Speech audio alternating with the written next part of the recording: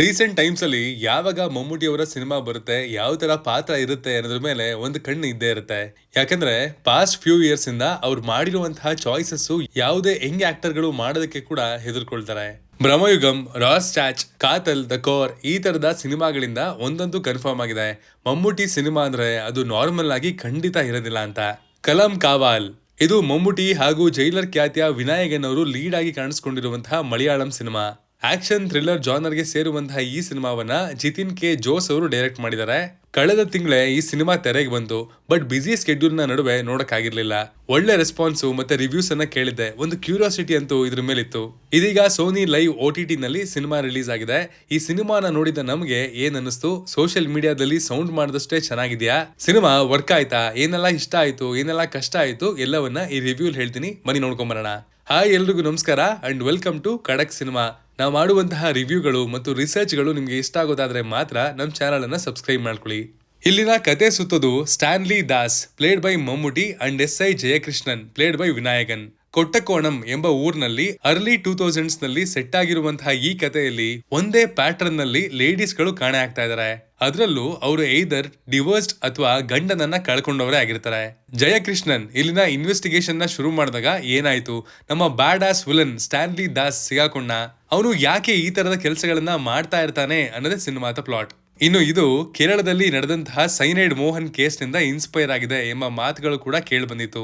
ನಿಜಾನೋ ಸುಳ್ಳು ಅನ್ನೋದು ಸದ್ಯಕ್ಕೆ ಗೊತ್ತಿಲ್ಲ, ಬಟ್ ಸಿನಿಮಾದ ಬೀಟ್ಸ್ ಅಂತೂ ಆ ಕೇಸ್ಗೆ ಹೋಲುತ್ತೆ. ಹಾನೆಸ್ಟ್ಲಿ ಇಲ್ಲಿ ಇರೋದು ಪುಟ್ಟ ಕತೆ ಅಷ್ಟೇ, ಬಟ್ ಇಲ್ಲಿ ಆ ಕಥೆಯನ್ನ ಪ್ರೆಸೆಂಟ್ ಮಾಡಿರುವಂತಹ ರೀತಿ, ಟೆನ್ಷನ್ ಹುಟ್ಟಾಕ್ಸಿರುವಂತಹ ರೀತಿ ಈ ಕಥೆಯನ್ನ ಸ್ಪೆಷಲ್ ಆಗಿ ಫೀಲ್ ಮಾಡಿಸುತ್ತೆ. ಈ ಸಿನಿಮಾನ ನೋಡೋ ಮುಂಚೆ ನಾನು ಈ ಸಿನಿಮಾದ ಟ್ರೈಲರ್ ಆಗ್ಲಿ ಟೀಸರ್ ಆಗ್ಲಿ ಏನು ನೋಡಿರ್ಲಿಲ್ಲ. ನಾನು ಮಮ್ಮೂಟಿ ಅವರು ಹೀರೋ ಆಗಿ ವಿಲನ್ ಆಗಿ ವಿನಾಯಕನ್ ಅವರು ಮಾಡಿರ್ತಾರೆ ಅಂತ ಅನ್ಕೊಂಡಿದ್ದೆ, ಬಟ್ ಇಲ್ಲಿ ಅದರ ಉಲ್ಟಾ ನಡೆದಿದೆ. ಅಂಡ್ ಈ ತರದ ಸರ್ಪ್ರೈಸಿಂಗ್ ಅಂಡ್ ಎಕ್ಸೈಟಿಂಗ್ ಕೊಲಾಬರೇಷನ್ ಗಳು ಮಲಯಾಳಂ ಅಲ್ಲಿ ಮುಂಬರುವ ದಿನಗಳಲ್ಲಿ ಇನ್ನಷ್ಟು ಮತ್ತಷ್ಟು ಆಗುತ್ತೆ. Because the biggest star Mammootty ಅವರೇ ಈ ತರದ ಒಂದು ಎಕ್ಸ್ಪೆರಿಮೆಂಟ್ ಗಳಿಗೆ ಕೈ ಹಾಕಿದಾಗ ಎಲ್ಲ ಆರ್ಟಿಸ್ಟ್ ಗಳು ಸಹಜವಾಗಿನೇ ಟ್ರೈ ಮಾಡ್ತಾರೆ. ಮಮ್ಮೂಟಿ ಅವರ ಪರ್ಫಾರ್ಮೆನ್ಸ್ ಅವರ ಟಿಪಿಕಲ್ ಝೋನ್ ನಲ್ಲೇ ಇತ್ತು. ಕಳೆದ ವರ್ಷ ಇವರ ಸಿನಿಮಾಗಳು ವರ್ಕ್ ಆಗಿರ್ಲಿಲ್ಲ. ಬಜೂಕಾ, ಡಾಮಿನಿಕ್ ಎಂಬ ಸಿನಿಮಾಗಳು ಫ್ಲಾಪ್ ಕೂಡ ಆಗಿದ್ವು. ಬಟ್ ಈ ಸಿನಿಮಾದ ಮೂಲಕ ಅವರು ಕಮ್ ಬ್ಯಾಕ್ ಕೊಟ್ಟಿದ್ದಾರೆ. ಅಂಡ್ ಕಮ್ ಬ್ಯಾಕ್ ಅಂದ್ರೆ ಈ ತರದ ಪರ್ಫಾರ್ಮೆನ್ಸ್ ಜೊತೆಗೆ ಕೊಡಬೇಕು ಅನ್ನುವಂತಹ ಫೀಲ್ ಅಂತೂ ಖಂಡಿತ ಬರುತ್ತೆ. ವಿನಾಯಕನ್ ಅವರಿಗೆ ಸಹ ಸಕ್ಕದಾಗಿರೋ ಪಾತ್ರ ಸಿಕ್ಕಿದೆ. ಅಂಡ್ ಅವರು ಕೂಡ ತಮ್ಮ ಪರ್ಫಾರ್ಮೆನ್ಸ್ ಹಾಗೂ ಪ್ರೆಸೆನ್ಸ್ ಇಂದ ಸಿನಿಮಾಗೆ ವ್ಯಾಲ್ಯೂ ಆಡ್ ಮಾಡಿದ್ದಾರೆ.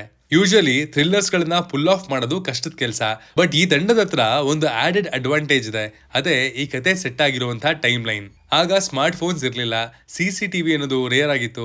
ಹೀಗೆ ಹಲವಾರು ಫ್ಯಾಕ್ಟರ್ಸ್ ನಿಂದ ಟೆನ್ಷನ್ ಬಿಲ್ಡ್ ಮಾಡೋದಕ್ಕಾಗ್ಲಿ, ಇದನ್ನ ಸಾಲ್ವ್ ಮಾಡೋದು ಎಷ್ಟು ಕಷ್ಟ ಅಂತ ತೋರ್ಸೋದಕ್ಕಾಗ್ಲಿ ಇವರ ಬಳಿ ಒಂದು ಅಡ್ವಾಂಟೇಜ್ ಇತ್ತು. ಅಂಡ್ ಅದನ್ನ ಇಲ್ಲಿ ಚೆನ್ನಾಗಿ ಯೂಸ್ ಮಾಡ್ಕೊಂಡಿದ್ದಾರೆ ಅಂತ ಹೇಳ್ತೀನಿ. ಇನ್ವೆಸ್ಟಿಗೇಷನ್ ನ ತಗೊಂಡು ಹೋಗಿದ ರೀತಿ ನನಗೆ ತುಂಬಾ ಇಷ್ಟ ಆಯ್ತು. ಈ ತರದ ಕ್ರೈಮ್ ಥ್ರಿಲ್ಲರ್ ಗಳಲ್ಲಿ ಎರಡು ವಿಧ ಇರ್ತವೆ. ಒಂದು ಆಡಿಯನ್ಸ್ಗೆ ಕಿಲ್ಲರ್ ಯಾರು ಅಂತ ಗೊತ್ತಿರುತ್ತೆ ಅಥವಾ ಗೊತ್ತಿರಲ್ಲ. ಬಟ್ ಈ ಕೇಸ್ ನಲ್ಲಿ ಆಡಿಯನ್ಸ್ಗೆ ಪರ್ಫೆಕ್ಟ್ ಆಗಿ ಗೊತ್ತು, ಬಟ್ ಪೊಲೀಸ್ಗೂ ಈ ಕಿಲ್ಲರ್ಗೂ ನಡೆಯುವಂತಹ ಬೆಕ್ಕು ಇಲಿಯ ಚೇಸೆ ಇಲ್ಲಿನ ಎಕ್ಸೈಟಿಂಗ್ ಪಾಯಿಂಟ್. ಮುಜೀಬ್ ಮಜೀದ್ ಅವರ ಬ್ಯಾಕ್ ಗ್ರೌಂಡ್ ಸ್ಕೋರ್ ನ ಮೆಚ್ಚದೆ ಇರೋದಕ್ಕೆ ಆಗದೇ ಇಲ್ಲ ಗುರುವೆ. ಆ ರೆಟ್ರೋ ಸಾಂಗ್ಸ್ ನ ಕ್ರಿಯೇಟ್ ಮಾಡಿರುವಂತಹ ರೀತಿ, ಸಸ್ಪೆನ್ಸ್ ಸೀನ್ಸ್ ನಲ್ಲಿ ಸ್ಕೋರ್ ನ ಹ್ಯಾಂಡಲ್ ಮಾಡಿರುವಂತಹ ರೀತಿ ತುಂಬಾ ಚೆನ್ನಾಗಿತ್ತು. ಸಿನಿಮಾಟೋಗ್ರಫಿ ಡೀಸೆಂಟ್ ಆಗಿತ್ತು. ಸಿನಿಮಾದ ಪೀಕ್ ನನ್ನ ಪ್ರಕಾರ ಇಂಟರ್ವೆಲ್ ಬ್ಲಾಕ್. OTT ನೋಡ್ಬೇಕಾದ್ರೂ ಆ ಕ್ಲಿಯರ್ ಇಂಟರ್ವೆಲ್ ಪಾಯಿಂಟ್ ಯಾವುದು ಅಂತ ನಿಮ್ಗೆ ಗೊತ್ತಾಗ್ಬಿಡುತ್ತೆ. ಅಂಡ್ ಆ ಪರ್ಟಿಕ್ಯುಲರ್ ಚಾಯ್ಸ್ ನ ನಾನು ಎಕ್ಸ್ಪೆಕ್ಟ್ ಕೂಡ ಮಾಡಿರ್ಲಿಲ್ಲ. ಈ ತರದ ಕಥೆಯನ್ನ ವಿತ್ ಸ್ಟಾರ್ಸ್ ಬ್ಯಾಲೆನ್ಸ್ಡ್ ಆಗಿ ಪುಲ್ ಆಫ್ ಮಾಡೋದು ಕಷ್ಟ, but first time director Jithin K Jose ಅವರು ಇದನ್ನ ಬ್ರಿಲಿಯಂಟ್ ಆಗಿ ಕಟ್ಕೊಟ್ಟಿದ್ದಾರೆ. ಇನ್ನು ಇಲ್ಲಿ ನಮ್ಗೆ ಏನ್ ವರ್ಕ್ ಆಗ್ಲಿಲ್ಲ ಅಥವಾ ಏನ್ ಬೆಟರ್ ಆಗ್ಬೋದಿತ್ತು ಅಂತ ನೋಡೋದಾದ್ರೆ ಅದು ಇಲ್ಲಿನ ಸೆಕೆಂಡ್ ಹಾಫ್. ಕತೆ ಸ್ಲೋ ಆಗಿದೆ ಅಥವಾ ಲ್ಯಾಗ್ ಹೊಡೆಯುತ್ತೆ ಅಂತ ಅಲ್ಲ, ಒಳ್ಳೆ ಇಂಟ್ರೆಸ್ಟಿಂಗ್ ಮೂವ್ಮೆಂಟ್ಸ್ ಗಳು ಇದಾವೆ. ಬಟ್ ನಾವು ಮಲಯಾಳಂ ಸಿನಿಮಾದಿಂದ ಎಕ್ಸ್ಪೆಕ್ಟ್ ಮಾಡುವಂತಹ ಕ್ರೇಜಿ ಟ್ವಿಸ್ಟ್, ಶಾಕಿಂಗ್ ಕ್ಲೈಮ್ಯಾಕ್ಸ್ ಇಲ್ಲಿ ಇರ್ಲಿಲ್ಲ. ಪ್ಲಸ್ ಕತೆ ಒಂದು ಪಾಯಿಂಟ್ ಆದ್ಮೇಲೆ ಸಖತ್ ಪ್ರೆಡಿಕ್ಟಬಲ್ ಆಗೋಯ್ತು. ಅಂಡ್ ಇಲ್ಲಿ ಫೀಮೇಲ್ ಕ್ಯಾರೆಕ್ಟರ್ಸ್ ಗಳನ್ನ ಪೋರ್ಟ್ರೇ ಮಾಡಿರುವಂತಹ ರೀತಿ ಅಷ್ಟು ಡೀಪ್ ಆಗಿರಲಿಲ್ಲ. ಮೋರ್ ದೆನ್ ಕ್ಯಾರೆಕ್ಟರ್ಸ್ ಜಸ್ಟ್ ಒಂದು ಪಾಸಿಂಗ್ ಆಬ್ಜೆಕ್ಟ್ ತರ ಟ್ರೀಟ್ ಮಾಡಿದ್ದಾರೆ. ಅಂಡ್ ಫೀಮೇಲ್ ಪರ್ಸ್ಪೆಕ್ಟಿವ್ ನ ನಮ್ಗೆ ಅರ್ಥ ಮಾಡಿಸೋದಕ್ಕೆ ಹಿಂದೆ ಬಿದ್ದಿದ್ದಾರೆ ಅಂತಾನೆ ಹೇಳ್ತೀನಿ. ಖಡಕ್ ಆಗಿ ಹೇಳೋದಾದ್ರೆ ಕಲಾಂ ಕಾವಾಲ್ ಒಂದು ಒಳ್ಳೆ ವಾಚ್. ಸಿಂಪಲ್ ಕಥೆಯನ್ನ ಆದಷ್ಟು ಎಂಗೇಜಿಂಗ್ ಆಗಿ ಎಂಟರ್ಟೈನಿಂಗ್ ಆಗಿ ಪ್ರೆಸೆಂಟ್ ಮಾಡಿದ್ದಾರೆ. ನನ್ನ ಎಕ್ಸ್ಪೆಕ್ಟೇಷನ್ಸ್ ಗಳು ಜಾಸ್ತಿ ಇದ್ರಿಂದ ಸೆಕೆಂಡ್ ಹಾಫ್ ಸುಮಾರಾಗಿದೆ ಅಂತ ಅನಿಸ್ತು ಅನ್ನೋದು ಬಿಟ್ರೆ, ನೀವು ಯಾವುದೇ ಎಕ್ಸ್ಪೆಕ್ಟೇಷನ್ಸ್ ಇಲ್ಲದೆ ಸಿನಿಮಾ ನೋಡಿದ್ರೆ ಖಂಡಿತವಾಗ್ಲೂ ಸಿನಿಮಾ ನಿಮ್ಮನ್ನ ಡಿಸಪಾಯಿಂಟ್ ಮಾಡಲ್ಲ. ಇದಾಗಿತ್ತು ಕಲಾಂ ಕಾವಾಲ್ ಸಿನಿಮಾದ ಖಡಕ್ ರಿವ್ಯೂ. ನೀವು ಈ ಸಿನಿಮಾನ ಆಲ್ರೆಡಿ ನೋಡಿದ್ರೆ ನಿಮ್ಗೆ ಏನ್ ಅನಿಸ್ತು ಅನ್ನೋದನ್ನ ಕಮೆಂಟ್ ಮಾಡಿ ತಿಳಿಸಿ. Signing off, Manu.